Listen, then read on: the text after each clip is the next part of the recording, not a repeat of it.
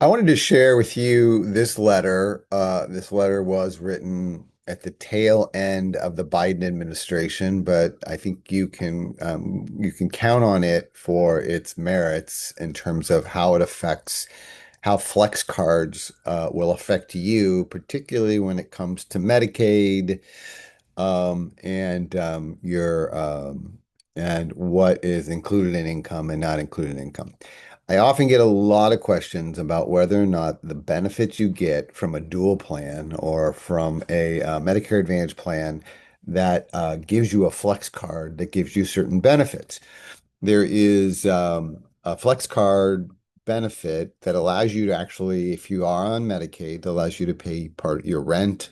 You could pay groceries, and you can pay a lot of other things with these flex cards. And you get a monthly amount, typically, and it's not insignificant amount of money. And so people are worried that, oh, if I get this benefit, is it going to put me over the threshold for Medicaid and I'm going to lose my Medicaid coverage?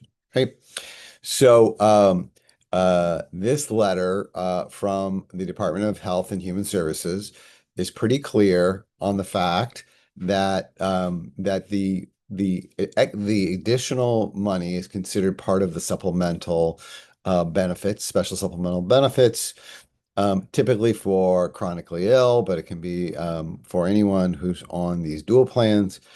You get some extra benefits that will allow you to put a little more cash in your pocket, or allow you not to put more cash in your pocket, but to avoid certain expenses by have the insurer cover them in part or in whole, right? And so what was detailed in this letter is that, that that these are not considered cash, that Medicare Advantage plans are not allowed to give cash to individuals, and that these amounts should not and will not be considered income for Medicaid purposes. Now, all the Medicaid rules are typically state-based. So, obviously the most prudent thing would be to check out your specific state. But given this information, I would not worry too much about that money and sort of how it affects your Medicaid qualification.